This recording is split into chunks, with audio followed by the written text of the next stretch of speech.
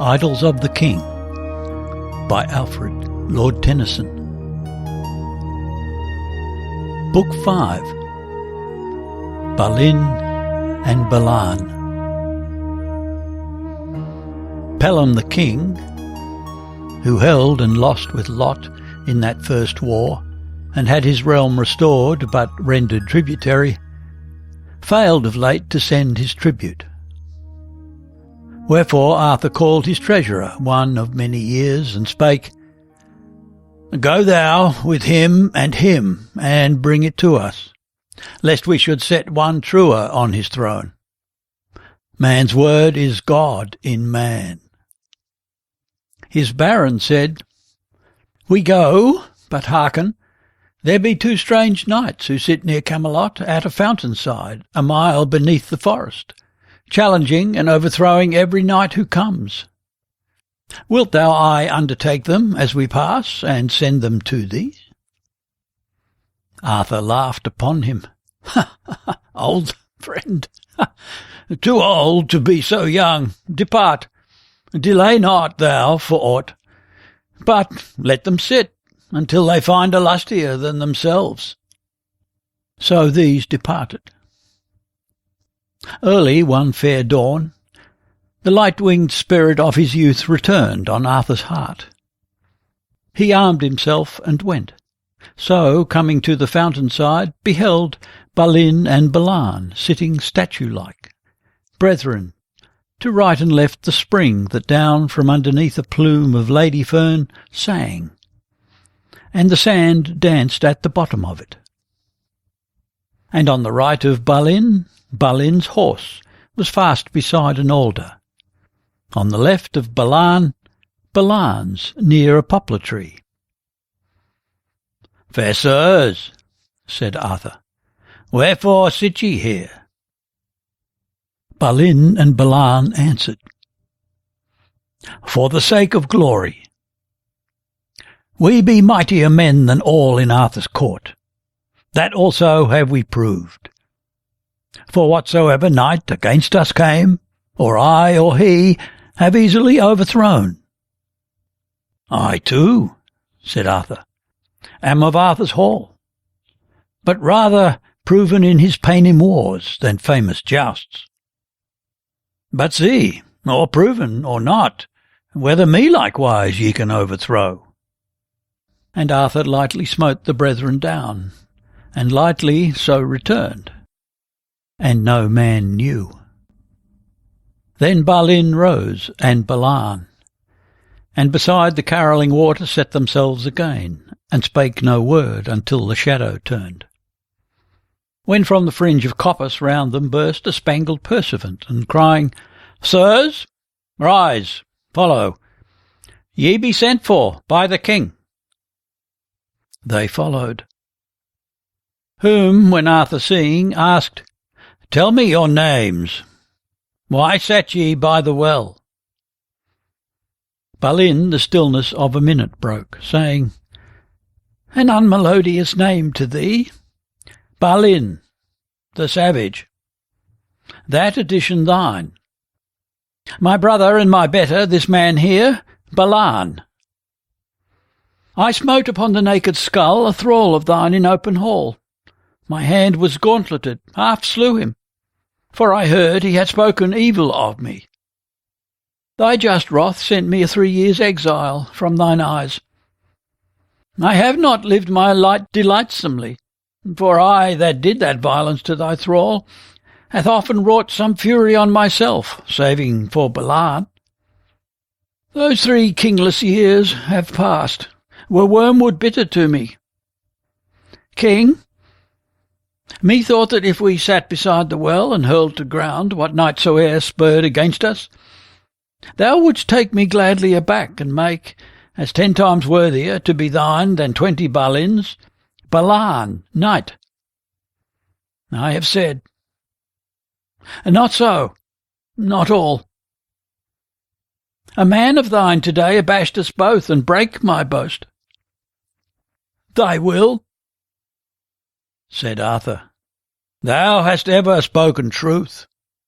Thy too fierce manhood would not let thee lie. Rise, my true knight. As children learn, be thou wiser for falling. Walk with me, and move to music with thine order and the king. Thy chair, a grief to all the brethren, stands vacant, but thou retake it, mine again.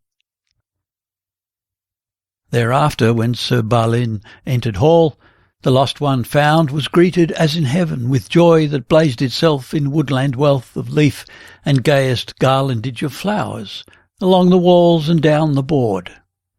They sat, and cup clashed cup.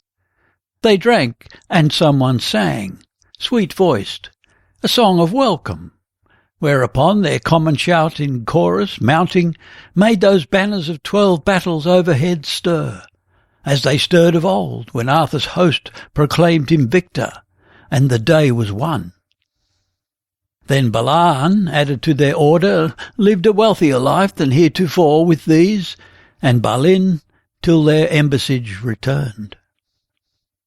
Sir King, they brought report, we hardly found, so bushed about it is with gloom, the hall of him to whom ye sent us, Pelham, once a Christless foe of thine, as ever dashed horse against horse. But seeing that thy realm hath prospered in the name of Christ, the king took, as in rival heat, to holy things, and finds himself descended from the saint Arimathean Joseph, him who first brought the great faith to Britain overseas. He boasts his life as purer than thine own, eats scarce enow to keep his pulse a beat, hath pushed aside his faithful wife, nor lets or dame or damsel enter at his gates, lest he should be polluted. This grey king showed us a shrine wherein were wonders, yea, rich arks with priceless bones of martyrdom, thorns of the crown and shivers of the cross, and therewithal, for thus he told us, brought by holy Joseph hither, that same spear wherewith the Roman pierced the side of Christ. He much amazed us. After, when we sought the tribute, answered, I have quite forgone all matters of this world. Garlon, mine heir, of him demand it. Which this Garlon gave, with much ado, railing at thine and thee. But when we left, in those deep woods we found a knight of thine, spear-stricken from behind, dead, whom we buried. More than one of us cried out on Garlon, but a woodman there reported of some demon in the woods was once a man, who, driven by evil tongues from all his fellows, lived alone and came to learn black magic, and to hate his kind with such a hate that when he died, his soul became a fiend, which, as the man in life was wounded by blind tongues he saw not whence, strikes from behind.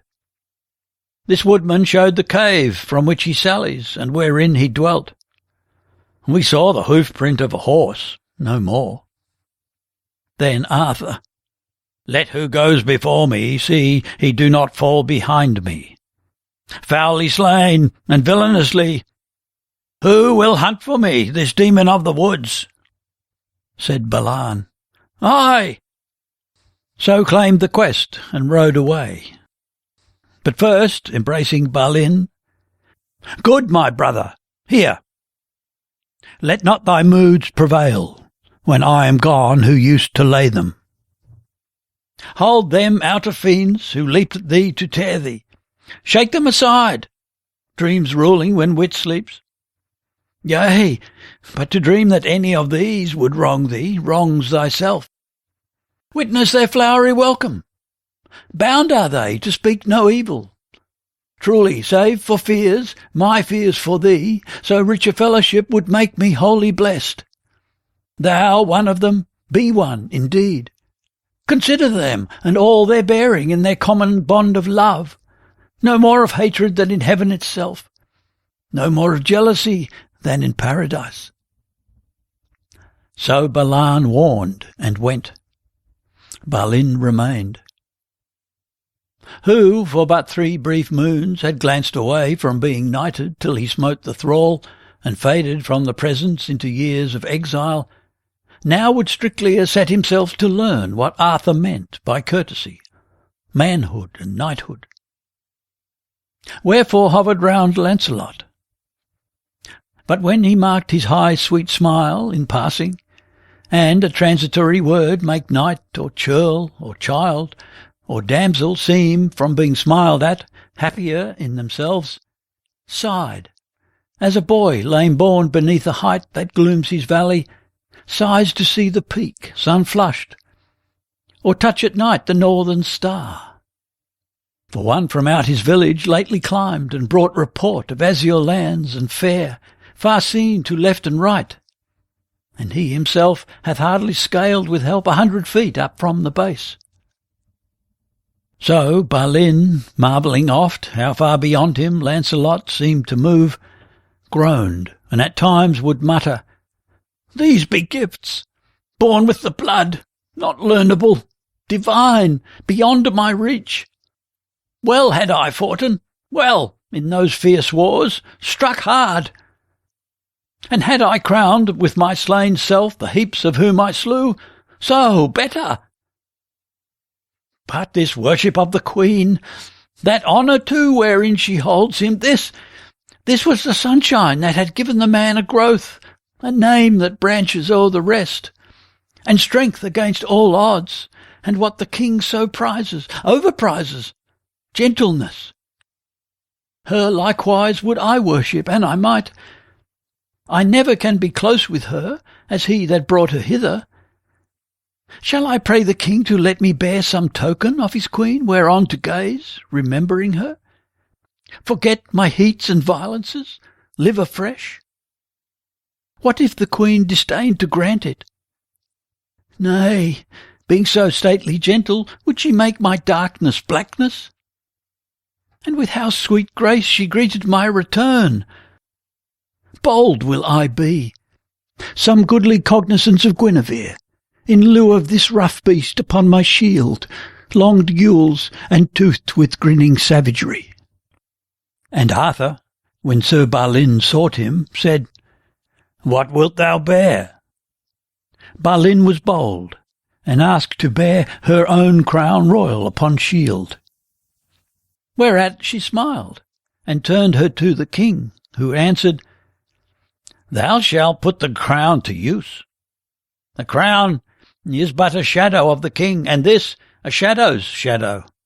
Let him have it, so this will help him of his violences.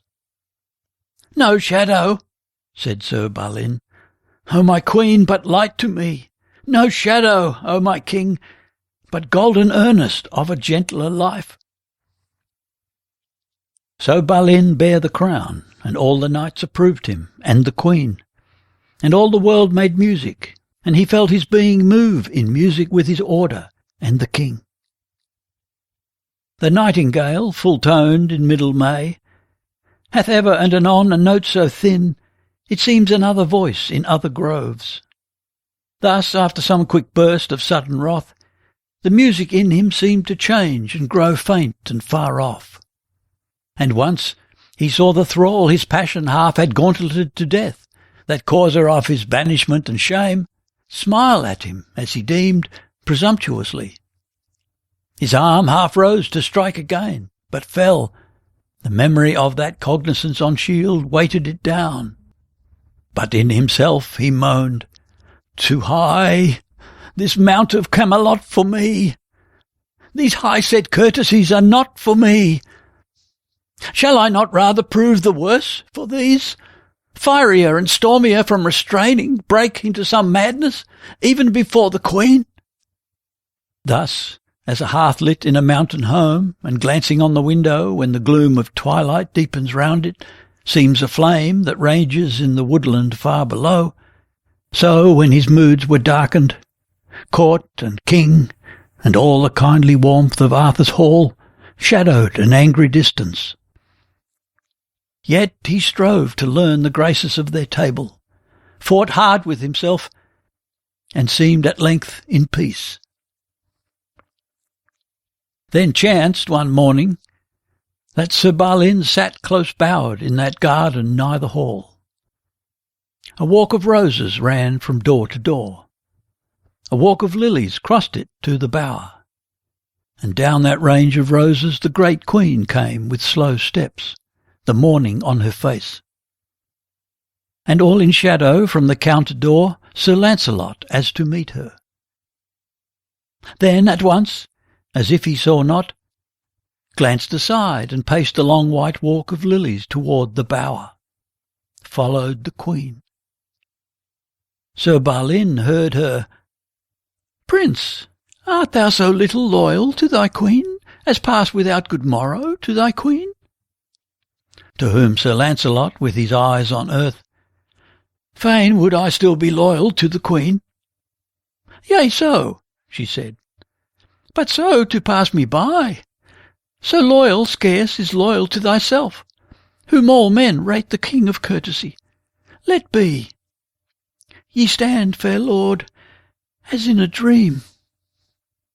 Then Lancelot, with his hand among the flowers, "Yea, for a dream. Last night methought I saw that maiden saint who stands with lily in hand in yonder shrine. All round her pressed the dark, and all the light upon her silver face flowed from the spiritual lily that she held. Lo, these her emblems drew mine eyes away.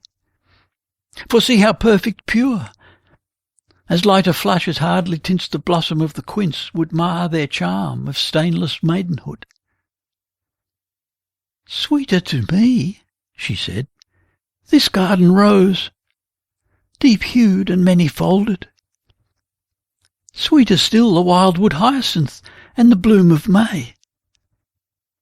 Prince, we have ridden before among the flowers in those fair days, not all as cool as these, though season earlier. Art thou sad or sick? Our noble king will send thee his own leech. Sick, or for any matter angered at me?" Then Lancelot lifted his large eyes.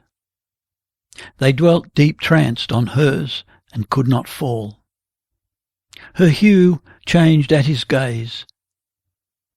So turning side by side they passed, and Balin started from his bower. "Queen? Subject? But I see not what I see. Damsel and lover? Hear not what I hear. My father hath begotten me in his wrath. I suffer from the things before me. No, learn nothing. Am not worthy to be knight. A churl, a clown." And in him gloom on gloom deepened. He sharply caught his lance and shield, nor stayed to crave permission of the king, but, mad for strange adventure, dashed away. He took the self-same track as Balan, saw the fountain where they sat together, sighed, "Was I not better there with him?" and rode the skyless woods. But under open blue came on the hoar-haired woodman at a bough, wearily hewing. "Churl, thine axe!" he cried, descended, and disjointed it at a blow. To whom the woodman uttered wonderingly, "Lord, thou couldst lay the devil of these woods if arm of flesh could lay him." Balin cried, "Him, or the viler devil who plays his part? To lay that devil would lay the devil in me." "Nay," said the churl, "our devil is a truth. I saw the flash of him but yester even. And some do say that our Sir Garlon too hath learned black magic, and to ride unseen. Look to the cave." But Balin answered him, "Old fabler, these be fancies of the churl. Look to thy woodcraft." And so leaving him, now with slack rein and careless of himself, now with dug spur and raving at himself, now with drooped brow, down the long glades he rode. So marked not on his right a cavern chasm yawn over darkness, where, nor far within, the whole day died, but, dying, gleamed on rocks, roof pendant sharp, and others from the floor tusk-like arising, made that mouth of night, whereout the demon issued up from hell. He marked not this, but blind and deaf to all, save that chained rage which ever yelped within, passed eastward from the falling sun. At once he felt the hollow-beaten mosses thud and tremble, and then the shadow of a spear, shot from behind him, ran along the ground. Sideways he started from the path, and saw with pointed lance, as if to pierce, a shape, a light of armour by him flash, and pass and vanish in the woods, and followed this, but all so blind in rage that unawares he burst his lance against a forest bough, dishorsed himself, and rose again, and fled far, till the castle of a king, the hall of Pelham, lichen-bearded, greyly draped with streaming grass, appeared, low built but strong, the ruinous donjon as a knoll of moss, the battlement overtopped with ivy-tots, a home of bats, in every tower an owl. Then spake the men of Pelham, crying, Lord, why wear ye this crown royal upon shield? Said Balin, For the fairest and the best of ladies living gave me this to bear. So stalled his horse, and strode across the court, but found the greetings both of knight and king faint in the low dark hall of banquet. Leaves laid their green faces flat against the panes, sprays grated, and the cankered boughs without whined in the wood. For all was hushed within, till when at feast Sir Gawain likewise asked, Why wear ye that crown royal? Balin said, The queen we worship, Lancelot, I, and all, as fairest, best and purest, granted me to bear it. Such a sound, for Arthur's knights were hated strangers in the hall, as makes the white swan mother, sitting, when she hears a strange knee rustle through her secret reeds, made Gawain hissing. Then he sourly smiled. Fairest I grant her, I have seen. But best? Best? Purest? Thou from Arthur's hall, and yet so simple. Hast thou eyes? Or if, are these so far besotted that they fail to see this fair wife-worship cloaks a secret shame? Truly, ye men of Arthur be but babes. A goblet on the board by Balin, bossed with holy Joseph's legend, on his right stood, all of massiest bronze. One side had sea and ship and sail and angels blowing on it, and one was rough with wattling, and the walls of that low church he built at Glastonbury. This Balin grasped, but while in act to hurl, through memory of that token on the shield, relaxed his hold. I will be gentle, he thought, and, passing gentle, caught his hand away. Then fiercely to Sir Gawain, Eyes have I, that saw today the shadow of a spear shot from behind me run along the ground. Eyes, too, that have long watched how Lancelot draws from homage to the best and purest might, name, manhood, and a grace but scantly thine. Who, sitting in thine own hall, canst endure to mouth so huge a foulness to thy guest, me of Arthur's table, felon talk, let be no more. But not the less by night, the scorn of Gawain, poisoning all his rest, stung him in dreams. At length and dim through leaves blinked the white morn, sprays grated, and old boughs whined in the wood.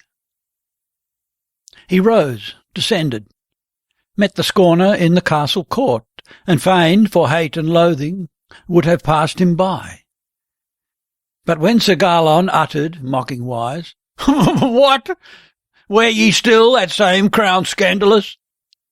His countenance blackened, and his forehead veins bloated and branched. And tearing out of sheath the brand, Sir Balin with a fiery, Ha-ha! So thou be shadow, here I make thee ghost, hard upon helm smote him, and the blade flew splintering in six and clinked upon the stones. Then Garland, reeling slowly backward, fell, and Balin, by the banneret of his helm, dragged him and struck. But from the castle a cry sounded across the court, and men-at-arms, a score with pointed lances, making at him. He dashed the pummel at the foremost face, beneath a low door dipped, and made his feet wings through a glimmering gallery, till he marked the portal of King Pellam's chapel wide, and inward to the wall. He stepped behind, thence in a moment heard them pass like wolves howling. But while he stared about the shrine, in which he scarce could spy the Christ for saints, beheld before a golden altar lie the longest lance his eyes had ever seen, point painted red, and seizing thereupon, pushed through an open casement down, leaned on it, leapt in a semicircle, and lit on earth. Then, hand at ear, and hearkening from what side the blindfold rummage buried in the walls might echo, ran the counterpath and found his charger, mounted on him and away. An arrow whizzed to the right, one to the left, one overhead, and Pellam's feeble cry, "Stay, stay him! He defileth heavenly things with earthly uses!" made him quickly dive beneath the boughs and race through many a mile of dense and open, till his goodly horse, arising wearily at a fallen oak, stumbled headlong and cast him face to ground. Half wroth he had not ended, but all glad, knight-like, to find his charger yet unlamed, Sir Balin drew the shield from off his neck, stared at the priceless cognizance, and thought, "I have shamed thee, so that now thou shamest me. Thee will I bear no more." High on a branch hung it, and turned aside into the woods, and there in gloom cast himself all along, moaning, "My violences! My violences!" But now the wholesome music of the wood was dumbed by one from out the hall of Mark, a damsel errant, warbling, as she rode the woodland alleys, Vivien with her squire. "The fire of heaven has killed the barren cold, and kindled all the plain and all the wold. A new leaf ever pushes off the old. The fire of heaven is not the flame of hell. Old priest, who mumble worship in your choir, old monk and nun, ye scorn the world's desire, yet in your frosty cells ye feel the fire. The fire of heaven is not the flame of hell. The fire of heaven is on the dusty ways, the wayside blossoms open to the blaze. The whole wood world is one full peal of praise. The fire of heaven is not the flame of hell. The fire of heaven is Lord of all things good. And starve not thou this fire within thy blood, but follow Vivien through the fiery flood. The fire of heaven is not the flame of hell." Then turning to her squire, "This fire of heaven, this old sun-worship boy, will rise again, and beat the cross to earth, and break the king and all his table." Then they reached a glade, where under one long lane of cloudless air, before another wood, the royal crown sparkled, and swaying upon a restless elm, drew the vague glance of Vivien and her squire. Amazed were these. "Lo there," she cried, "a crown, borne by some high lord prince of Arthur's hall. And there a horse. The rider, where is he? See, yonder lies one dead within the wood. Not dead, he stirs, but sleeping. I will speak. Hail, royal knight! We break on thy sweet rest, not doubtless all unearned by noble deeds.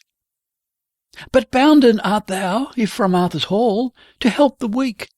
Behold, I fly from shame, a lustful king who sought to win my love through evil ways. The knight with whom I rode hath suffered misadventure, and my squire hath in him small defence. But thou, Sir Prince, wilt surely guide me to the warrior king, Arthur the blameless, pure as any maid, to get me shelter for my maidenhood. I charge thee by that crown upon thy shield, and by the great Queen's name, arise and hence." And Balin rose. "Thither no more. Nor prince nor knight am I, but one that hath defamed the cognizance she gave me. Here I dwell, savage, among the savage woods. Here die. Die! Let the wolves' black maws ensepulchre their brother beast, whose anger was his lord.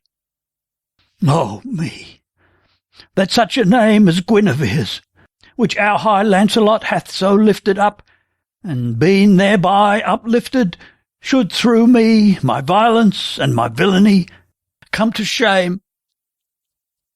Thereat she suddenly laughed, and shrill. Anon sighed all as suddenly. Said Balin to her, "Is this thy courtesy, to mock me? Hence, for I will not with thee." Again she sighed. "Pardon, sweet lord. We maidens often laugh when sick at heart, when rather we should weep. I knew thee wronged. I break upon thy rest, and now full loath am I to break thy dream, but thou art man, and canst abide a truth, though bitter. Hither, boy, and mark me well. Dost thou remember at Camelot, once, a year ago? Nay, then I love thee not. Aye, thou rememberest well. One summer dawn, by the great tower, Camelot upon Usk. Nay, truly we were hidden. This fair lord, the flower of all their vestal knighthood, knelt in amorous homage. Knelt, what else? Oh, aye, knelt, and drew down from out his night-black hair, and mumbled that white hand, whose ringed caress had wandered from her own king's golden head, and lost itself in darkness, till she cried, I thought the great tower would crash down on both. Rise, my sweet king, and kiss me on the lips. Thou art my king.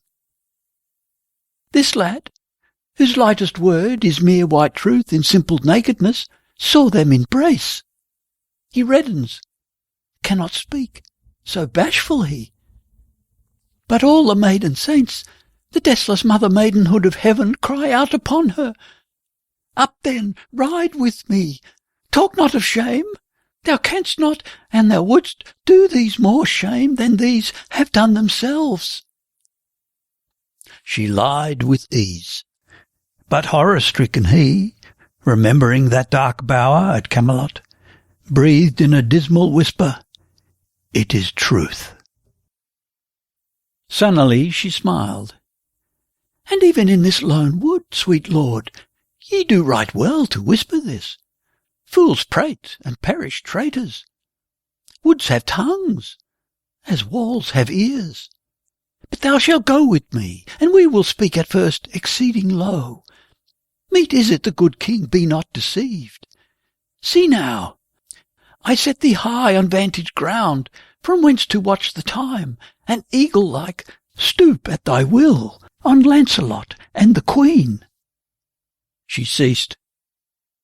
His evil spirit upon him leapt. He ground his teeth together, sprang with a yell, tore from the branch and cast on earth the shield, drove his mailed heel athwart the royal crown, stamped all into defacement, hurled it from him among the forest weeds, and cursed the tale, the told of, and the teller. That weird yell, unearthlier than all shriek of bird or beast, thrilled through the woods. And Balan, lurking there, his quest was unaccomplished, heard, and thought, The scream of that wood devil I came to quell. Then nearing, Lo! He hath slain some brother knight, and tramples on the goodly shield to show his loathing of our order and the Queen. My quest, meseems, is here. O devil, O man, guard thou thine head. Sir Balin spake not word, but snatched a sudden buckler from the squire and vaulted on his horse, and so they crashed in onset.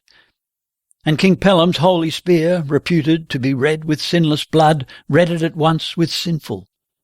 For the point across the maiden shield of Balan pricked the hauberk to the flesh.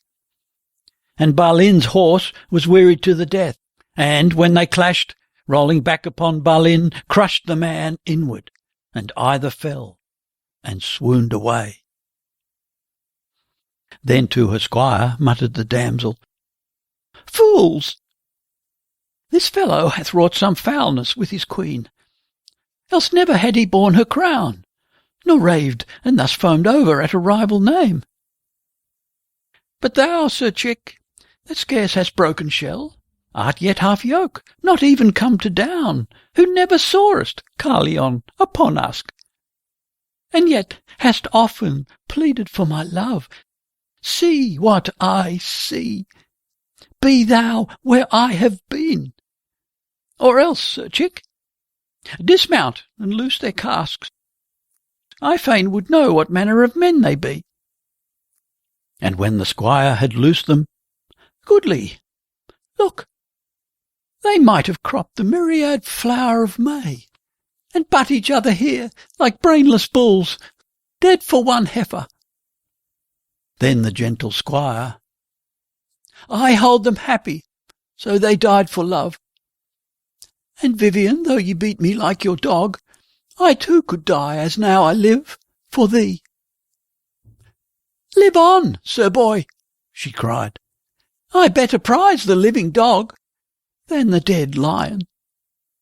Away, I cannot brook to gaze upon the dead." Then leapt upon her palfrey o'er the fallen oak, and bounding forward, "Leave them to the wolves." But when their foreheads felt the cooling air, Balin first woke, and seeing that true face, familiar up from cradle time, so wan, crawled slowly with low moans to where he lay, and on his dying brother cast himself, dying. And he lifted faint eyes. He felt one near him. All at once they found the world staring wide. Then with a childlike wail, and drawing down the dim disastrous brow that o'er him hung, he kissed it, moaned, and spake, "Oh, Balin, Balin! I that fain had died to save thy life have brought thee to thy death. Why had ye not the shield I knew? And why trampled ye thus on that which bare the crown?" Then Balin told him brokenly and in gasps all that had chanced, and Balan moaned again. "Brother, I dwelt a day in Pellam's hall. This garland mocked me, but I heeded not, and once said, 'Eat in peace.' A liar is he, and hates thee for the tribute. This good knight told me that twice a wanton damsel came and sought for Garland at the castle gates, whom Pellam drove away with holy heat. I well believe this damsel and the one who stood beside thee even now, the same. She dwells among the woods," he said, "and meets and dallies with him in the mouth of hell. Foul are their lives, foul are their lips. They lied. Pure as our own true mother is our queen." "Oh, brother," answered Balin, "woe is me. My madness all thy life has been thy doom, thy curse, and darkened all thy day. And now the night has come. I scarce can see thee now. Good night, for we shall never bid again good morrow. Dark my doom was here, and dark it will be there. I see thee now no more. I would not mine again should darken thine. Good night, true brother." Balan answered low, "Good night, true brother here. good morrow there. We two were born together, and we die together by one doom. And while he spoke, closed his death-drowsing eyes, and slept the sleep with Balin, either locked in either's arms.